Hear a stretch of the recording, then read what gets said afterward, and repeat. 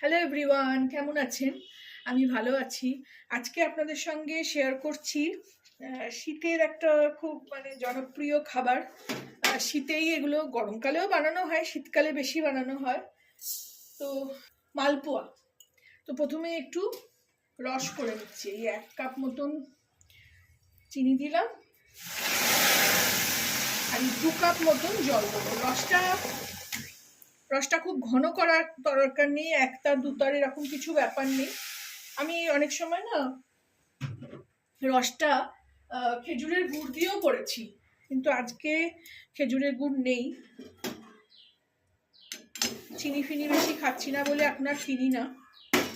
তো প্রথমে আমি এটাকে গলিয়ে নিয়ে একটু রস করে নিচ্ছি।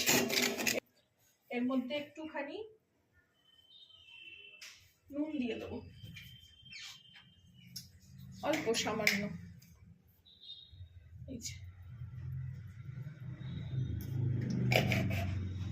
আর দেবো 2 ছোট এলাচ।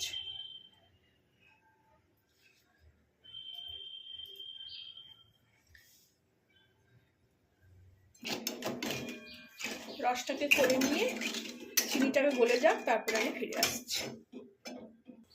এদিকে রসটা হচ্ছে, এই যে দেখা যাচ্ছে, আর এদিকে আমি মালপোয়ার ব্যাটারটা গুলে নেব। মালপোয়াটা করবো আমি ময়দা দিয়ে। এরকম একটা বড় টেবিল চামচ নিয়ে নিচ্ছি। ময়দাটার আমি এখানে সবকিছু এগুলো মেপে করি আমি। 4-5 চামচ মতন, 5 চামচ উঁচু উঁচু করে ময়দা দিয়ে দিলাম। ঠিক হাফ দেবো সুজি। 1, 2, এই 2.5 সুজি দিয়ে দিলাম। একদম আমি এইসব কেক, মালপোয়া এগুলো সব একদম মেপে করি আমি। মেপে করলে একদম এত সুন্দর হয়। এখানে একটু মৌরি,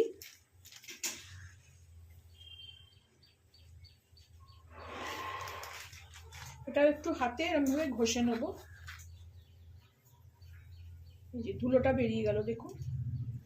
মৌরি দিয়ে দিলাম, সামান্য একটু নুন দিয়ে দেবো।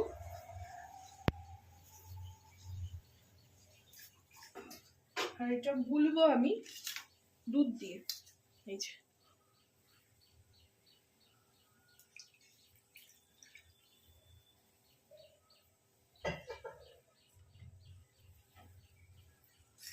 একদম ভালো করে লাম্পস না পড়ে, যাতে সুন্দর করে গুলে নিতে হবে। মালপোটা দুধ দিয়ে গুললেই ভালো হবে, কারণ জল দিয়ে গুললে মালপো করতে গিয়ে ছেড়ে যায়। পাটিসাপটা করার সময় দুধ না দিলেও চলবে, জল দিয়ে গুললেও চলবে, কিন্তু মালপো করার সময় দুধ দিয়েই গুলতে হবে। অনেকে ক্ষীর দিয়েও করে, কিন্তু আমার কাছে তো ক্ষীর নেই, দুধটা ঘন আমার।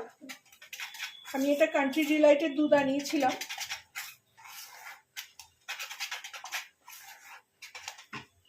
ভালো করে এটাকে গুলিয়ে নিয়ে আর একটু দুধ দিয়ে দেবো। না খুব পাতলা হবে, না খুব ঘন হবে। ঘন হলে না, বেশি ব্যাটারটা ঘন হলে একদম মোটা মোটা ঢিবি ঢিবি মতন মালপোয়া হয়। তো এখানে ওই ঘনত্বটা ঠিক মতন করতে হবে। এটাকে আমি ভালো করে খানিকক্ষণ ফেটিয়ে নিয়ে ফেরত আসছি। এই দেখুন, গুলিয়ে নিয়েছি। ঘনত্বটা আপনাদের দেখাই।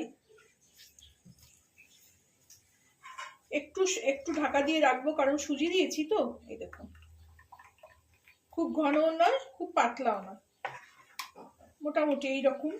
আর সুজি যেহেতু আছে, একটু আমি এখানটা ঢাকা দিয়ে রাখবো, যাতে সুজিটাও ফুলে ওঠে।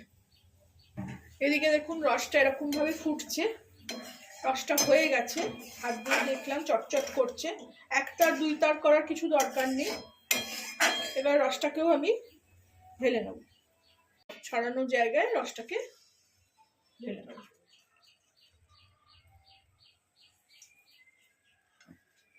এদিকে আমি কড়া চাপিয়ে দিলাম, এতে এবার ভাজবো। তেল ঢেলে দিলাম। এখানে আমি নিয়েছি ধারার সানফ্লাওয়ার অয়েল। একটু ডুবো তেলেই ভাজতে হয়, তেল বেশি করেই নিলাম। এই দেখুন তেল ভালো করে গরম হয়ে গেছে। এদিকে একটা মালপো আমি প্রথমে তেলে ভেজে তুলে নিয়েছি, কারণ তেলটা খুব গরম হওয়া দরকার। তো এইবারে আমি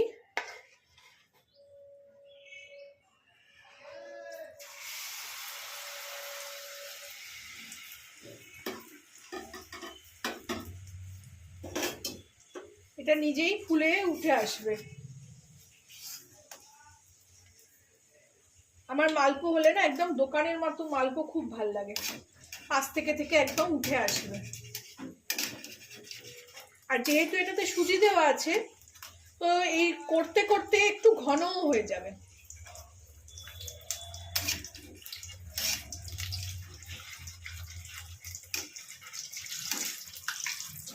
এই যে এটা একটু ছাড়িয়ে ছেড়ে গেলে ভালো হতো, কিন্তু এটা ঢুকে আসলো ভেতর দিকে। এরকম একটু চেপে চেপে দিই আমি, তাহলে ভেতর অবধি ভালো। এবার এটাকে তুলে নেবো। দেখুন হয়ে গেছে। এটা তেলটাকে একটু ঠান্ডা করতে দেবো, মানে একটু কমিয়ে দেবো। করতে করতে হবে। এটা প্রথমটা না এই যে ব্যাপারটা ভেতরে ঢুকে আসলে এটা ছড়িয়ে যায়, সেটাতে বেশি সুন্দর লাগে দেখতে, যেন একদম দোকানে মালপো হয় সেই রকম।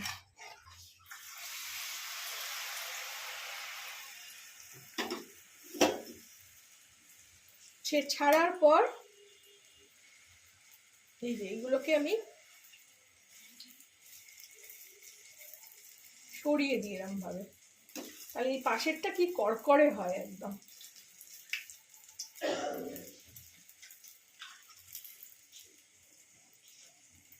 এটা করতে করতে হবে, তেলটা বাড়া কমা মানে আঁচটা বাড়া কমা করতে করতে এটা হয়ে যায়। এই দেখুন আরেকটাও তুলে নিলাম।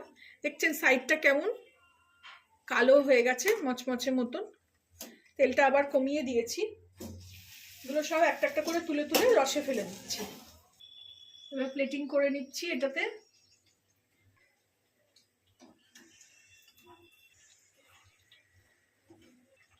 কত সুন্দর দেখতে হয়েছে দেখুন, রাস্তার মতন, একদম দোকানের মতন।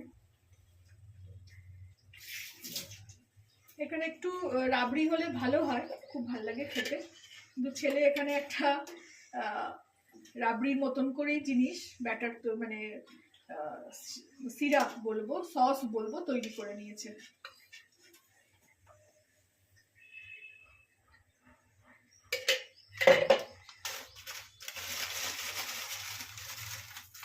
সসটা দিয়ে দিল,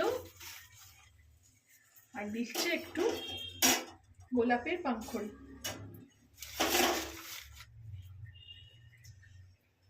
রেডি হয়ে গেল আমার মালপোয়া। জলখাবারে, রাত্রিরে খাবার পর একটু খেতে ইচ্ছা করলে এগুলো বেশ ভালো লাগে। তবে রাত্রিরে খাই না, কারণ তেলে ভাজা এখন। ভালো লাগলে আমার চ্যানেলটাকে একটা লাইক, শেয়ার অ্যান্ড সাবস্ক্রাইব করে দেবেন। Thank you for watching.